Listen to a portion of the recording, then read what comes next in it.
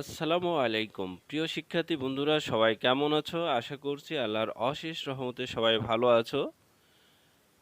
আজ তোমাদের সামনে হাজির হয়েছি ষষ্ঠ শ্রেণীর গণিত অনুশীলনী ১.৩ তৃতীয় পর্বে। চলো আমরা দেখে নেই ১.৩ এর তৃতীয় পর্বে কি আছে। আজ আমরা ১০ নম্বর অঙ্ক থেকে শুরু করব। শিক্ষার্থী বন্ধুরা এবার ১০ নম্বর অঙ্কটা আমরা একটু দেখে নেই। প্রথমেই বইয়ে একটু দেখে নিব ১০ নম্বর অঙ্কে কি লেখা আছে। ৪ অঙ্কের কোনো ক্ষুদ্রতম সংখ্যা ১২, ১৫, ২০ ও ৩৫ দ্বারা নিঃশেষে বিভাজ্য। তাহলে এখানে আমাদের চাওয়া হয়েছে অঙ্কে ৪ অঙ্কের একটি ক্ষুদ্রতম সংখ্যা, যেটি ১২, ১৫, ২০, ৩৫ দ্বারা নিঃশেষে বিভাজ্য হবে। পূর্ববর্তী শ্রেণীতে আমরা জেনেছি কোনো ২ বা ততোধিক সংখ্যার লসাগু ওই সংখ্যাগুলো দ্বারা নিঃশেষে বিভাজ্য। সুতরাং আমরা প্রথমেই সংখ্যাগুলোর লসাগু নির্ণয় করতে পারি। প্রথমেই যখন লসাগু নির্ণয় করব তখন আমরা এভাবে করতে পারি যে প্রদত্ত সংখ্যাগুলো লিখব ১২, ১৫, ২০, ৩৫। ২ দ্বারা ভাগ করলে ৬ হয়। ২ দ্বারা ১৫কে ভাগ যায় না ১৫, ২ দ্বারা ২০কে ভাগ করলে ১০, ২ দ্বারা ৩৫কে ভাগ করা যায় না ৩৫।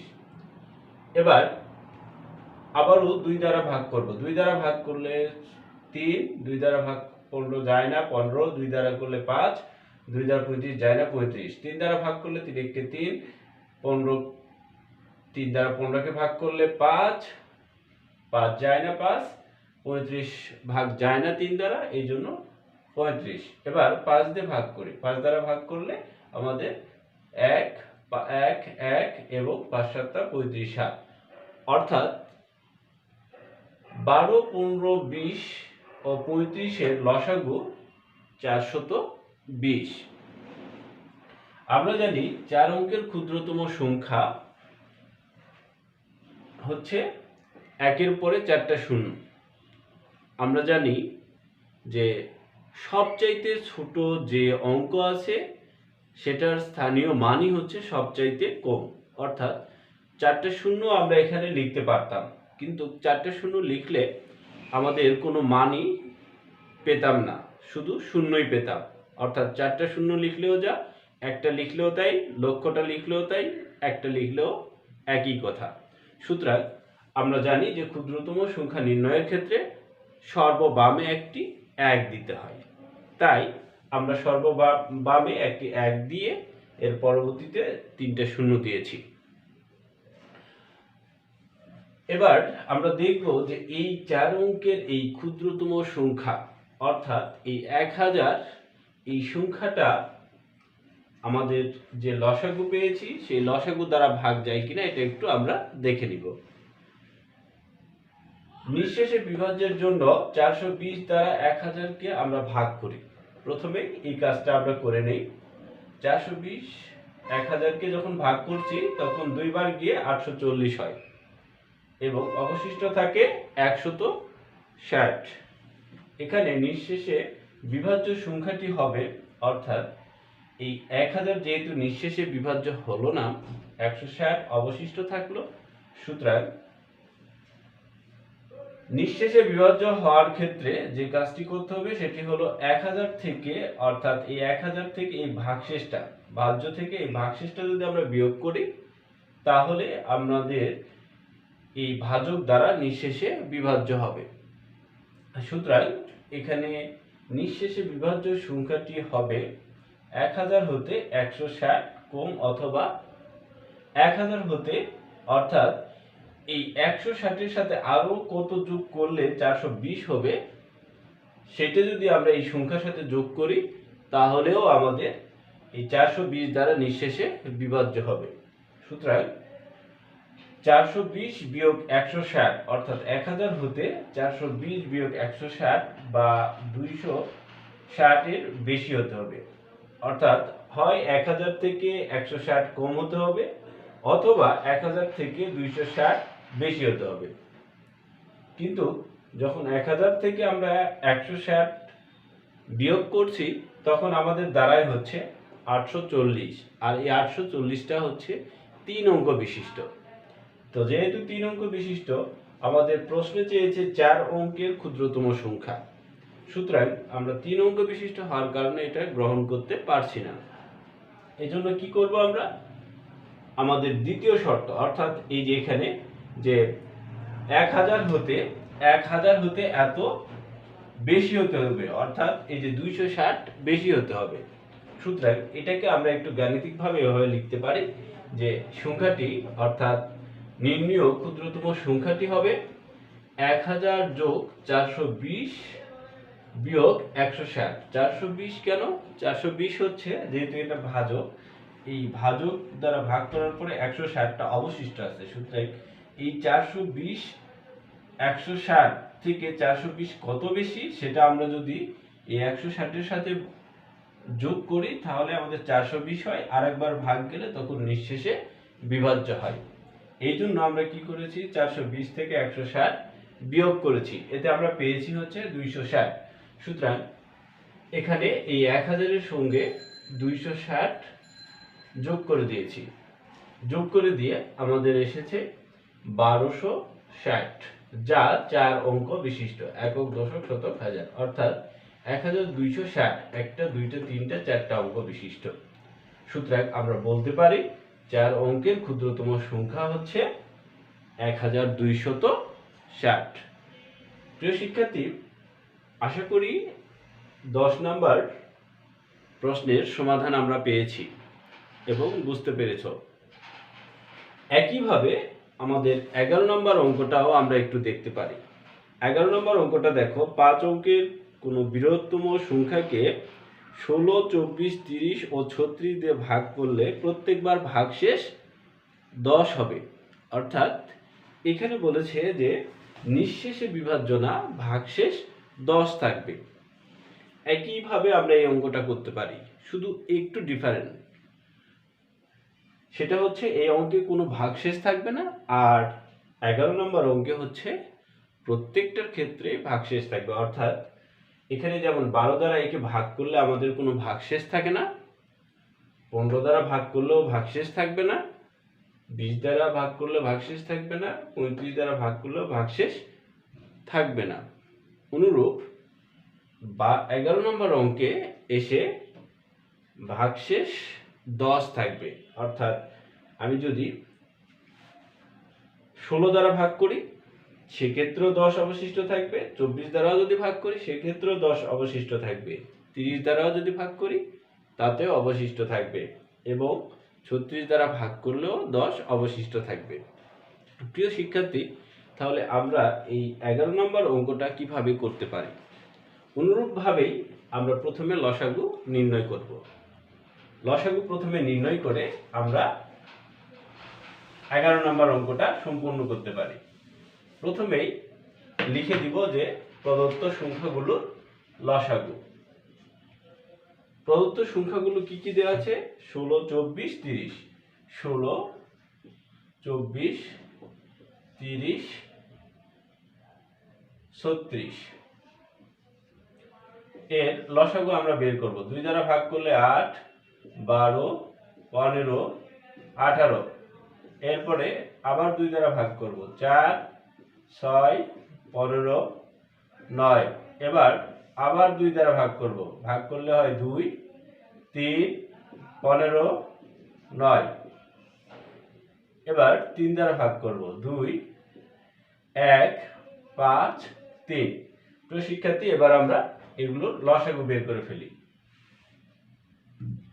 লসাগু হচ্ছে 2 গুণন 2 গুণন 2 গুণন 3 গুণন 2 গুণন 5 গুণন 3 সমান সমান 720।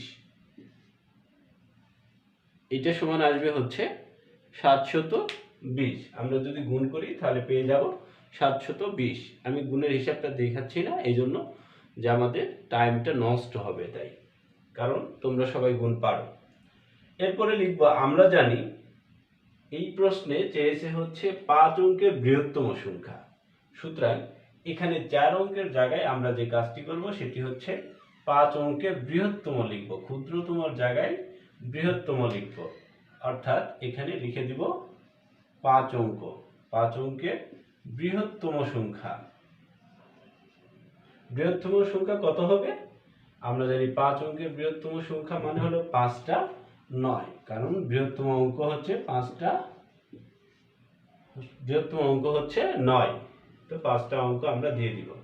এরপরে এটা নিঃশেষে বিভাজ্য হবে কিনা সেটা কি করব, ওই যে আগের অঙ্কের মতোই ভাগ করে ফেলবো। ভাগ করে ফেলবো অর্থাৎ 720 দ্বারা আমি ভাগ করে ফেলবো। কাকে? এই 4টা 5টা 9কে।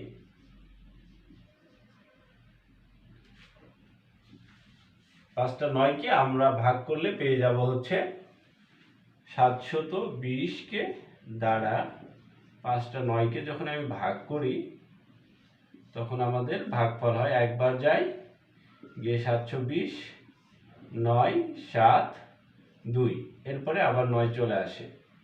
এরপরে আমাদের হবে হচ্ছে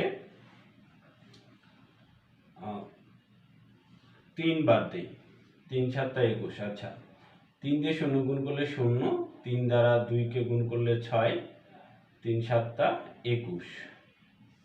আমরা এখানে বিয়োগফল পাই 9, 3, 6। এবার আবারও আমি 9টা নিয়ে নিই। 9টা নিলে আমরা পেয়ে যাই হচ্ছে 6399। তো এটা যাবে 7 নং 63 বার বেশি হয়ে যায়, তাহলে আমরা 8 বার দিই। 8 দিয়ে 0 গুণ করলে 0, 8 দিয়ে 2 গুণ করলে 16, 6 হাতে থাকে 1, 7 8 56 আর 1 57। অর্থাৎ এখানে আমরা যখন বিয়োগ করছি তখন আমরা পেয়ে যাচ্ছি এখানে 9, 3 আর 7 আছে, কত হলে 13 হবে, 6, অর্থাৎ 639। এখানে নিঃশেষে বিভাজ্য সংখ্যাটি তাহলে কি হবে? 5 অঙ্কের এই সংখ্যা থেকে এই 639 কম, অর্থাৎ এখানে আমরা লিখতে পারি যে 5টা 9 থেকে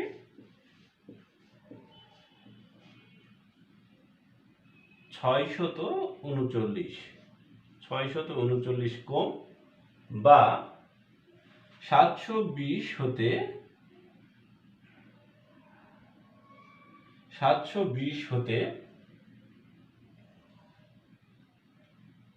639 যদি আমরা বিয়োগ করি তাহলে আমাদের বিয়োগফল দাঁড়াবে কত? 9 আছে, কত হলে 10 হবে, 1 হাতে থাকে 1, 4 আছে, কত হলে 12 হবে, 8 হাতে থাকে 1, 6 1 7, অর্থাৎ 81 বেশি হবে। কিন্তু এখানে এত হতে এত কম হলে সংখ্যাটি দাঁড়ায়, অর্থাৎ 5টা 9 হতে এই সংখ্যাটি দাঁড়াবে, এত হতে যদি 639 কম হয় হলে সংখ্যাটি হবে কত হবে? সংখ্যাটি এখানে আমরা যখন বিয়োগ করে ফেলব তখন পেয়ে যাব যে 5টা 9 বিয়োগ 639, 639, তাহলে 0, অর্থাৎ 99,630, যা 5 অঙ্ক, যা 5 অঙ্কের 5 অঙ্কের বিধায় গ্রহণযোগ্য। অতএব আমরা লিখব যে সংখ্যাটি হবে, অতএব সংখ্যাটি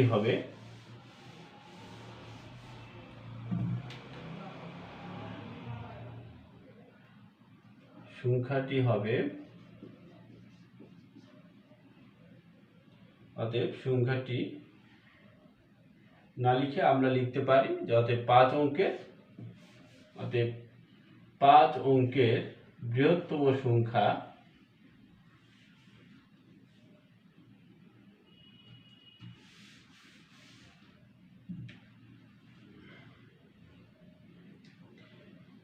বিধায় এত হচ্ছে গ্রহণযোগ্য। লিখব যে যেহেতু প্রত্যেকবার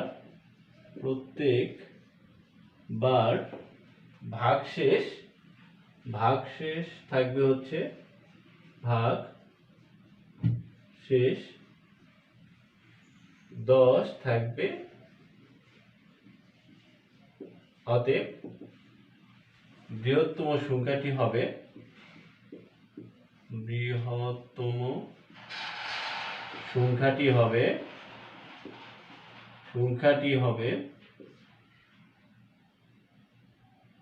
9963 যোগ 10 সমান সমান 99,640।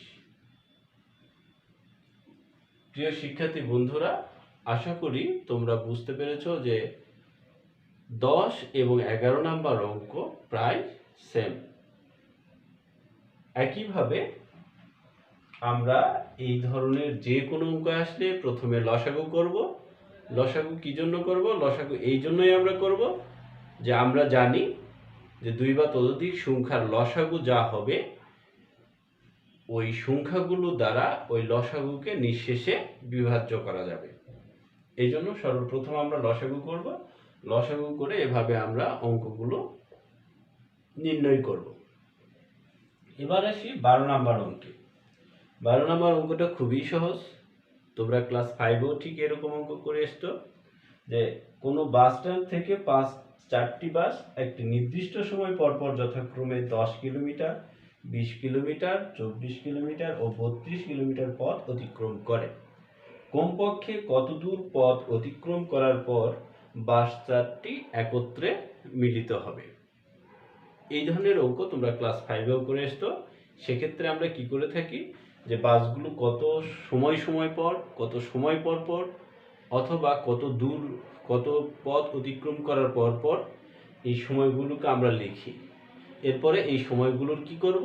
আমরা লসাগু নির্ণয় করব। লসাগু নির্ণয় করার পরে যে লসাগুটা পাবো সেটাই হবে আমাদের এই অঙ্কের অ্যান্সার। আশা করি তোমরা 12 নাম্বার অঙ্ক নিজেরাই পারবে। দেখি 13 নাম্বার অঙ্ক। 13 নাম্বার অঙ্কে বলছে দুইটি সংখ্যার গুণফল 3380 এবং গসাগু 13। সংখ্যা দুটির লসাগু নির্ণয় করো।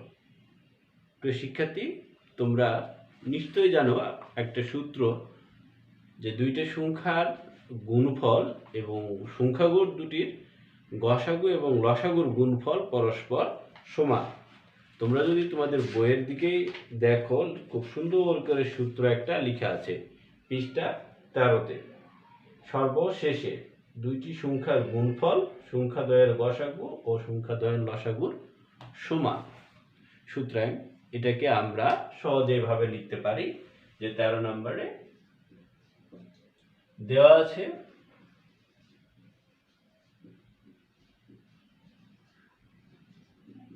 কি দেওয়া আছে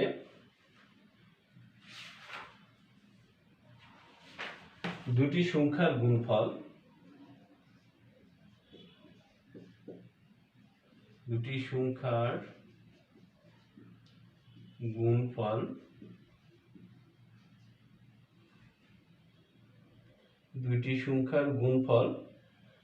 3380 এবং দুইটি সংখ্যার গসাগু দেওয়া আছে 13। এবার আমরা জানি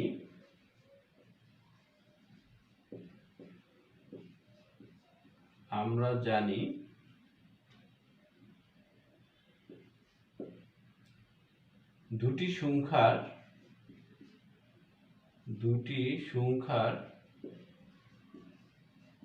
গুণফল সমান সংখ্যা দুটির লসাগু এবং গসাগুর গুণফলের সমান। তাহলে সংখ্যা দুটির লসাগু এবং গসাগুর গুণফলের সমান, অর্থাৎ সংখ্যাদ্বয়ের সংখ্যা দ্বয়ের গসাগু গুণন লসাগু।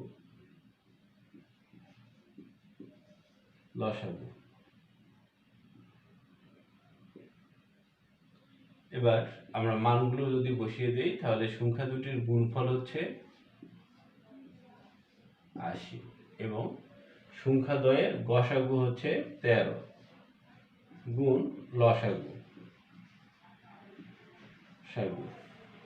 বা লসাগু সমান আমরা বলতে পারি 3380 ভাগ 13। 3380 কে 13 দ্বারা ভাগ করলে আমরা পাই হচ্ছে 260। এটি হবে হচ্ছে আমাদের নির্ণেয় লসাগু, অর্থাৎ উত্তর 260। আশা করি তোমরা এই অঙ্কগুলো খুব ভালোভাবে বুঝতে পেরেছ। সবাই বাসায় ভালোভাবে প্র্যাকটিস করবে। আসসালামু আলাইকুম ওয়া রাহমাতুল্লাহ।